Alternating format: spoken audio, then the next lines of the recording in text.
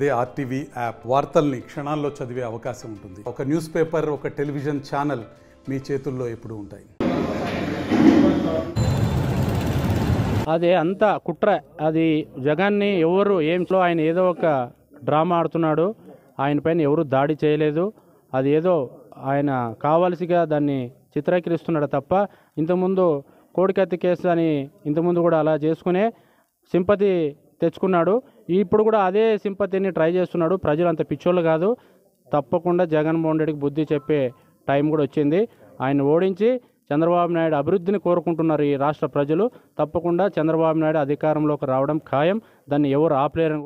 నిన్నటి రోజున సీఎం జగన్పై జరిగిన దాడిని మేము కానీ తెలుగుదేశం పార్టీ తరఫున ఖండిస్తున్నాము. కాకపోతే వాళ్ళ వైసీపీ పార్టీ నాయకులు ఈ దాడిని మన తెలుగుదేశం చంద్రబాబు నాయుడు గారు, పవన్ కళ్యాణ్ గారు చేశారని చెప్పడము చాలా దురదృష్టకరము. మాకు తెలుగుదేశం పార్టీ వాళ్ళకి అలాంటి స్థితి కానీ గతి కానీ లేదు. మీరు గత ఎలక్షన్లో ఏ కోడికత్తి డ్రామా తీసుకొచ్చారు, అదేవిధంగా మీ చిన్నాయన మీరు ఇంట్లో చంపుకొని ఇది గుండెపోటు అని చెప్పి ఎలక్షన్లో లబ్ధి పొందాలని చూస్తున్నారు. ఇలాంటివి తెలుగుదేశం పార్టీకి అవసరం లేదు. కాబట్టి మీరు ఇలాంటి నీచమైన వ్యాఖ్యలు చేసి మీ ఉన్నతిని గందరగోళం చేసుకోవద్దని తెలియజేసుకుంటున్నాము. కాబట్టి ఎవరిపైన దాడి జరిగినా మేము ఖండిస్తాం. కానీ మీరు ఇలాంటి మీ మంత్రులతో బయట ఇలాంటి వ్యాఖ్యలు చేయించడము దురదృష్టకరమని నేను ఖండిస్తున్నాను. జరిగిన దాన్ని ప్రజాస్వామ్యం అంతా ఖండిస్తుంది.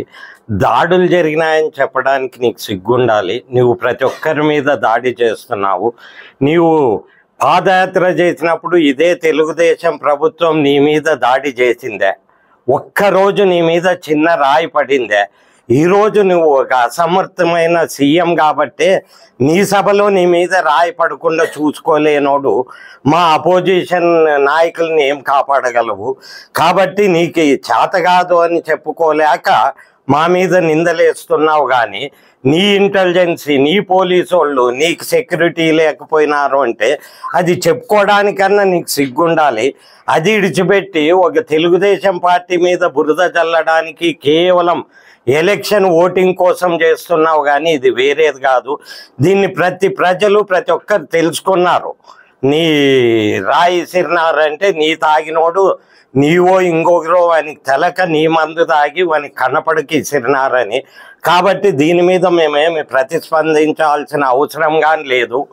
అతనికే జరిగింది కానీ మాకు సంబంధం లేదు. తెలుగుదేశం పార్టీ మీద రుద్దద్దండి, రుద్దడానికి ప్రయత్నం చేయకండి. నిన్నటి రోజున సీఎం గారు జగన్ గారు బస్సు యాత్రలో విజయవాడలో ఆయన మీద జరిగిన దాడి ఈరోజు చాలామంది వైసీపీ నాయకులు ఏదో చంద్రబాబు నాయుడు గారు మరియు పవన్ కళ్యాణ్ గారు ఈ దాడిని ప్రేరేపించారు, వాళ్లే కుట్ర పన్ని ఈ దాడికి ఉసిగొల్పారు అని చెప్పేసి చాలామంది వైసీపీ నాయకులు రాష్ట్రంలో మాట్లాడడం చాలా బాధాకరం. ఎవరు కూడా ఈరోజు ఇలాంటి దాడులను ఎవరు కూడా క్షమించరు.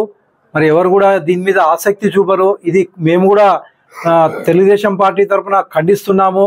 మరి అనవసరంగా ఏదో ఈ దాడి జరిగినందువల్ల అదేదో యాదృచ్ఛికంగా అంటే ఎవరో దుండగులు కొంతమంది చేసిన ఆగడాల వల్ల ఇది తెలుగుదేశం పార్టీ చంద్రబాబు నాయుడు గారు చేశారు, పవన్ కళ్యాణ్ గారు చేశారు అని చెప్పడం చాలా అమానుషం.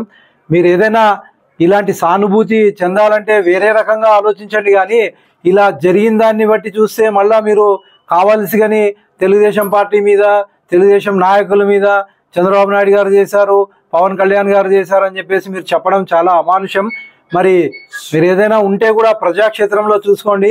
రేపు రాబోయే ఎలక్షన్లో ఖచ్చితంగా మీరు ఎన్ని జిమ్మిక్కులు వేసినా కూడా ఇలాంటివి మరి ఇంత గతంలో కూడా కోడికత్తి విషయంలో కూడా ఇలాంటిగా జరిగింది. మరి చట్టం తన పని తను చేసుకుంటూ పోతుంది. మరి మీరు ఏదైనా మీకు ధైర్యం ఉంటే ఇది మన రాష్ట్ర ప్రభుత్వం అండర్ కంట్రోల్లో ఉన్న ఇంటెలిజెన్స్ వాళ్ళకు కానీ సిబిసిఐడి వాళ్ళకు కాకుండా సిబిఐని ఎంక్వైరీ ఇవ్వమని చెప్పేసి మేము కూడా కోరుతున్నాము. సిబిఐ ఎంక్వైరీ చేస్తే ఆ ఎంక్వైరీలో ఎవరు చేశారు, ఈ దాడి ఎవరు ఉసిగొల్పారు అనేది కూడా బయటపడుతుంది, ఎవరు నాటకం ఆడారు అనేది కూడా బయటపడుతుంది. ఇలాంటివి తెలుగుదేశం పార్టీ మీద, తెలుగుదేశం నాయకుల మీద, మా అధినాయకుడైనటువంటి చంద్రబాబు నాయుడు గారి మీద ఇలాంటి దుర్మార్గమైన ఆలోచనలు పెట్టుకుని మీరు అభాండాలు వేయడం చాలా బాధాకరం. మరిన్ని వీడియోస్ కోసం ఛానల్ ని సబ్స్క్రైబ్ చేయండి. లేటెస్ట్ అప్డేట్స్ కోసం వాట్సాప్ ఛానల్ ని ఫాలో చేయండి. అండ్ లింక్ డిస్క్రిప్షన్ లో ఉంది.